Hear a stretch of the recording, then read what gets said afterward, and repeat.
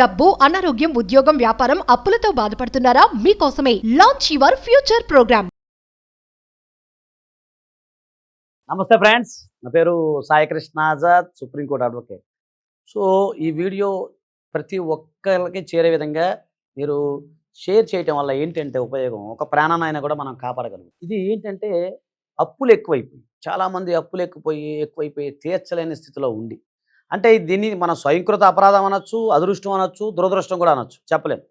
ఎందుకంటే కొన్ని సందర్భాల్లో ఆర్థిక సంబంధాలు లేదా ఆర్థిక విషయాలు మన చేతిలో ఎప్పుడూ ఉండవు. ఈ రోజు రాజు బంటు కావచ్చు, బంటు రాజు కావచ్చు. మన కళ్ళ ముందు ఎంతమంది కూలిపోయి ఉండొచ్చు, ఎంతమంది డెవలప్ అయి ఉండొచ్చు. అది మన యొక్క విధి వ్రాతను బట్టే ఉంటుంది. కొంత అదృష్టం ఉంటుంది. సరే, ఈ రిచ్ డాడీ పూర్ డాడీలు ఇవన్నీ చదవటం వల్ల ముందుకెళ్తామా వెనక్కి వెళ్తామా అనేది సెకండ్ థింగ్. అవన్నీ థియరాటికల్గా నెపోలియన్ హిల్ రాసిన పుస్తకాలు లేకపోతే రిచర్డ్ రాసినవి ఇవన్నీ మేము కూడా చదివాం.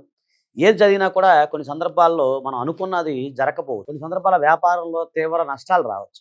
కొన్ని సందర్భాల్లో మనకు తెలియకుండా మన జల్సాలకు అలవాటు పడిపోవచ్చు. లేదా కొన్ని సందర్భాల్లో మనం ఎక్కడంటే కొంతమంది భార్య బిడ్డల సపోర్ట్ లేకపోవడం వల్ల కూడా ఇబ్బంది ఉండొచ్చు. లేదా బంధువులు, బంధుత్వాలు వీళ్ళంతా కూడా మోసాలు జరగటం వల్ల కూడా మనం ఆర్థికంగా చితికిపోవచ్చు. సో ఇవన్నీ ఏంటంటే నాకున్న అనుభవము ప్లస్ నా దగ్గరికి వచ్చే క్లయింట్ లెక్క అనుభవాన్ని మీకు చెప్తున్నాం. సో మనం టాపిక్లోకి వెళ్ళిపోదాం. అసలు ఈ ఆర్థిక సంబంధమైన అంశాల్లో కార్ల్ మార్క్స్ చెప్పినట్టు మానవ సంబంధాలన్నీ ఆర్థిక సంబంధాలే. మీరు అవునన్నా కాదన్నా. ఎందుకు అంటే ఒక మనిషి ఆర్థికంగా బలంగా ఉన్నప్పుడు వచ్చే రెస్పెక్ట్ వేరు, ఆర్థికంగా బలహీనంగా ఉన్నప్పుడు వచ్చే రెస్పెక్ట్ వేరు, మన యొక్క కాన్ఫిడెన్స్ లెవెల్ వేరు. ఆర్థికంగా బలంగా ఉన్నప్పుడు వచ్చే కాన్ఫిడెన్స్ వేరు, ఆర్థికంగా బలహీనంగా ఉన్నప్పుడు వచ్చే కాన్ఫిడెన్స్ వేరు. ఈ కాన్ఫిడెన్స్ ఎప్పుడైతే మీరు ఆర్థికంగా బలహీనంగా ఉన్నప్పుడు కాన్ఫిడెన్స్ ఎప్పుడైతే మనకు తగ్గిపోతుందో ఆటోమేటిక్గా మనిషి బలహీనుడు అయిపోతాడు సైకలాజికల్గా. సో అప్పుడు ఏమవుతుందంటే కొన్ని థాట్స్ వస్తాయి. డిప్రెషన్కి వెళ్ళటం, బాధపడటం, మౌనంగా ఉండటం. చివరికి అదేంటంటే ఈ భూమి మీద బతకటం ఎందుకురా అని చెప్పి చాలామంది రకరకాలుగా మరణాలను పాల్పడిన సందర్భాలు మనం చూసాం. సో దయచేసి అలా ఎవరు జరగకూడదు అనేది నాకు చిన్న ప్రయత్నం. అయితే దీంట్లో చాలామంది అప్పిచ్చిన వాళ్ళు ఇబ్బంది పడాలా, అప్పిచ్చిన వాళ్ళు సంకనాకి పోవాలా అని చెప్పి చాలామంది అంటుంటారు. మాకు సంబంధం లేదు. ఇక్కడ ఏంటంటే మీరు అప్పిచ్చే సందర్భంలో తీసుకోవాల్సిన జాగ్రత్తల గురించి మన వీడియోలు చాలా ఉన్నాయి, అవి చూడండి. సో దీనికి సంబంధించి ఇది బ్రిటిష్ వాళ్ళ చట్టం, అంటే 100 years బ్యాకే ఐపీ అంటారు, ఇన్సాల్వెన్స్ పిటిషన్. గుర్తుపెట్టుకోండి. సో ఇన్సాల్వెన్స్ పిటిషన్ అనేది మీరు నేను తయారు చేసింది కాదు, లేదా ఒక లాయర్గా నేను తయారు చేసింది కాదు. ఆ బ్రిటిష్ వాళ్ళు అప్పుడే 1925లోనే సుమారుగా అప్పుడే ఇన్సాల్వెన్స్ పిటిషన్ గురించి వాళ్ళు తయారు చేయడం జరిగింది. సో చాలామంది లోన్లు తీసుకుంటారు. లోన్లు తీసుకొని అంటే ఈఎంఐలు కట్టలేక, చాలామంది రికవరీ ఏజెంట్ లెక్క బాధ భరాయించలేక, అలాగే ఈఎంఐలు కట్టలేని స్థితిలో కాకుండా కొన్ని సందర్భాల్లో క్రెడిట్ కార్డు వాడేసుకొని, లిమిట్ దాటిపోయి క్రెడిట్ కార్డు మీద వాడేసుకొని, ఇంకోటి మా దగ్గరకు వచ్చే కేసులు ఎట్లా ఉంటాయంటే, ఉదాహరణకు ఒక ₹1,00,000 అప్పు ఉందనుకోండి, ఒక 10 years బ్యాక్. ఈ 1,00,000 అప్పు తీర్చడం కోసం అతను 2,00,000 అప్పు చేస్తాడు. ఈ 2,00,000 అప్పు తీర్చడం కోసం ఇంకో దగ్గర 3,00,000 చేస్తాడు.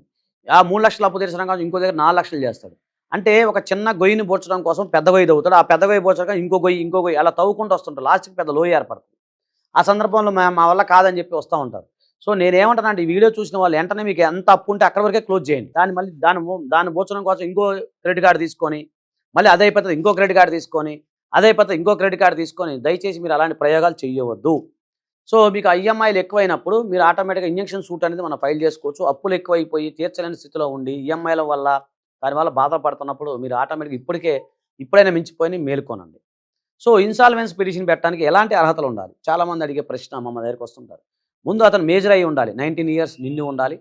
అలాగే అతనికి నిజాయితీగా నిక్కచ్చిగా అప్పులై ఉండాలి. 2 తర్వాత అతను భారతీయ పౌరుడై ఉండాలి. సో అతను ఇంకోటి ఏంటంటే అతని దగ్గర ఎలాంటి ఆస్తులు అనేవి ఉండకూడదు. ఇప్పుడు మేము చూస్తుంటాం, కొంతమంది మా దగ్గరికి వస్తారు. వచ్చిన సందర్భంలో ఏమవుద్దంటే, వాళ్ళకి 6 నెలల క్రితం, సంవత్సరం క్రితం అతను ఏం చేస్తాడు, ఆస్తులన్నీ వేరే వాళ్ళ మీద ట్రాన్స్ఫర్ చేసేసి మా దగ్గరికి వచ్చి మేము అప్పులైపోయాయని చెప్పి పెడతా ఉంటారు. ఇలా మిస్యూజ్ చేసే వాళ్ళు చాలామంది ఉన్నారు. సో అలాంటి వారిని మేము దగ్గరకు రానేమో. నిజాయితీగా హానెస్ట్గా ఉండి అతని ఆర్థిక స్థితి బాలేని వాళ్ళని మాత్రమే మేము ఒక న్యాయవాదిగా నేనైతే సపోర్ట్ చేస్తాను. అయితే నేను ఇక్కడ ఏమన్నానంటే, ఇన్సాల్వెన్స్ పిటిషన్ పెట్టడం వల్ల కొన్ని రకాల లాభాలు కూడా మీకు చెప్తాను. సో అదేంటంటే, మీరు ఇన్సాల్వెన్స్ పిటిషన్ పెట్టాలి, మీ దగ్గర కొంత ఆస్తి ఉంది, లేదా కొంత అమౌంట్ మీకు వచ్చేది ఉంది, లేదా వీళ్ళు ఎవరైతే అప్పులు వాళ్ళు ఎవరైతే ఉన్నారో వాళ్ళు మిమ్మల్ని ప్రెజర్ చేస్తూ ఉన్నారు. ఆ సందర్భంలో యాక్చువల్గా ఏంటంటే 10 మంది 10 రకాల ఫోన్లు చేసి ప్రెజర్ చేయటం వల్ల మీ మైండ్ పనిచేయదు. మీ దగ్గర నా దగ్గరకు వచ్చే వస్తుంటారు క్లయింట్లు, ఒక్కొక్కరు గొప్ప టాలెంట్ ఉంటుంది, అసలు వాళ్ళకున్న ఎక్స్పీరియన్స్ ఎవరికి రాదు, అంత ఎక్స్పీరియన్స్ ఉంటుంది, గొప్ప టాలెంట్ ఉంటుంది. కానీ వాళ్ళు తిరిగి ఒక చెట్టుని కనుక నరికినప్పుడు మనం తిరిగి చిగురించడానికి వచ్చే సమయం ఏదైతే ఉందో ఆ సమయం ఇవ్వకపోవడం వల్ల అతను ఒత్తిడికి గురైపోయి ఏం చేయాలో అర్థం కాక ఇబ్బంది పడుతూ ఉంటాడు. సో మీరు ఇన్సాల్వెన్స్ పిటిషన్ మీరు ఫైల్ చేయటం వల్ల ఏమవుతుందంటే ఎవరైతే మీకు అప్పులు ఇవ్వాల్సిన వాళ్ళు ఎవరైతే ఉన్నారో వాళ్ళకు కొంత సమయం వస్తుంది. సమయం వచ్చిన తర్వాత ఆటోమేటిక్‌గా ఆ 1 ఇయరో, 2 ఇయర్సో, 3 ఇయర్స్ సమయం వచ్చినప్పుడు మీరు వారికి డబ్బులు కట్టడానికే ప్రయత్నం చేయండి. నేను ఎగ్గొట్టమని చెప్పను, కానీ మీకు కొంత సమయం వస్తది. సో చాలామందికి ఇన్సాల్వెన్స్ పిటిషన్ ఫైల్ చేస్తే రకరకాల సందేహాలు ఉంటాయి. ఇయన్నీ పిచ్చి సందేహాలు. లీగల్ సందేహాలు కావు. ఏంటి, ఐపీ పెట్టగానే చచ్చిపోతారంట. ఐపీ పెట్టగానే చచ్చిపోయినట్టు భావించాలంట. వాళ్ళకి భూమి మీద నూకలు లేవని చెప్పి అంటుంటారు. అంటే ఐపీ పెట్టినంత మాత్రాన మీరు ఇన్సాల్వెంట్ అయినట్టు కాదు. కోర్టు వారు చెప్తారు మీరు ఇన్సాల్వెంటా కాదని. ఐపీ పెట్టినంత మాత్రం మీరు ఇన్సాల్వెంట్ కానే కాదు. జస్ట్ ఐపీ అనేది మనల్ని డిక్లేర్ చేయమని పెట్టే అప్లికేషన్ మాత్రమే, లేదా ఒక పిటిషన్ మాత్రమే. అది దయచేసి అది గమనించాలి. ఇంకొకటి ఏంటంటే చాలా మంది ఆధార్ కార్డు పోద్దంట కదా అంటారు. ఆధార్ కార్డు పోదు, ఓటర్ ఐడి కార్డు పోదు, ఏమీ పోదు. మీరు ఐపీ పెట్టినంత మాత్రం అది ఏమి పోవు. కాకపోతే కొన్ని మీరు ఐపీగా డిక్లేర్ చేస్తే కొన్ని గవర్నమెంట్కి సంబంధించిన పదవులు ఏవైతే ఉన్నాయో అవి మీరు పొందకుండా ఉండే అవకాశం ఉంటుంది తప్ప దాని ద్వారా ఎలాంటి ఇబ్బంది లేదు. సో చాలామంది ఐపీ పెట్టగానే మా మీద దాడులు చేస్తారు సార్, మమ్మల్ని చంపేస్తారు, పొడి చేస్తారంటే కూడా గుర్తుపెట్టుకోండి. ఐపీఎల్ మీరు పెట్టినంత మాత్రాన ఈ పైన దాడులు అనేవి జరగవు. అది మనం ప్రొడక్షన్ ఆర్డర్ తెచ్చుకొని మీకు ఎలాంటి ఇబ్బంది లేకుండా రక్షణ కలిగించే విధంగా మనం ఫైల్ చేసుకునే అవకాశం ఉంటుంది. మరి చెక్ బౌన్స్ ఏంటి సార్ అంటారు. చెక్ బౌన్స్ అనేది యాక్చువల్గా ఈ ఐపీ సందర్భంలో మీరు ఎవరికైనా చెక్ కనుక ఇచ్చినట్లయితే అది బౌన్స్ అయితే అది మీరు ఎదుర్కోవాల్సింది. అది చట్టపరంగా మనం ఎదుర్కోవాల్సింది తప్ప దాన్ని తప్పించుకోవడానికి కుదరదు. చాలామంది ఏంటంటే మళ్ళీ చెప్తున్నాను, చాలామంది అప్పులు ఎగ్గొట్టాలనే ఉద్దేశంతోనో లేకపోతే 10 మందిని ముంచాలనే ఉద్దేశంతో కనుక మీరు కనుక ఇన్సాల్వెంట్ పిటిషన్ కనుక ఫైల్ చేస్తే అది క్రైమ్ కూడా అవుతుంది, చీటింగ్ కూడా అవుతుంది. కాబట్టి మీరు జెన్యూన్గా ఇన్సాల్వెంట్ నా వల్ల కాదు, నేను నిజంగానే మోసపోయాను అనుకున్నప్పుడు మీరు ఐపీ మాత్రం దాఖలు చేయండి. సో ఈ ఐపీ ఫైల్ చేయడం వల్ల చాలామందికి ఇంకొక ప్రశ్న వస్తుంది. అదేంటంటే సార్ ఐపీ పెడితే మా పిల్లలు ఎవరైతే ఉన్నారో వాళ్ళని పట్టుకుంటారంట, వాళ్ళని అరెస్ట్ చేస్తారంట అని. వాళ్ళకి ఎలాంటి సంబంధం లేదు. మీ పిల్లలకి, మీ బంధువులకి, మీ భార్య బిడ్డలకి ఎవరికి కూడా ఎలాంటి ఇబ్బంది ఉండదు. కేవలం మీరు మాత్రమే అప్పులు చేశారు కాబట్టి మీరు మాత్రమే ఉండాలి. కొన్ని సందర్భాల్లో భార్యాభర్తలు ఇద్దరు కూడా అప్పులు చేస్తారు. సో అప్పుడు ఏం చేయాలన్నప్పుడు ఇద్దరు కలిపి కూడా పెట్టచ్చు. అంటే భార్యాభర్తలు కానీ లేదా ఇంకొకరు కానీ పెట్టచ్చు. సో ఇంకోటి చెప్తాను మీకు చిన్న కండిషన్. అదేంటంటే ఐపీ అనేది వ్యక్తిగతంగా ఉంది. ఎన్సీఎల్టీ పిటిషన్లు ఉంటాయి.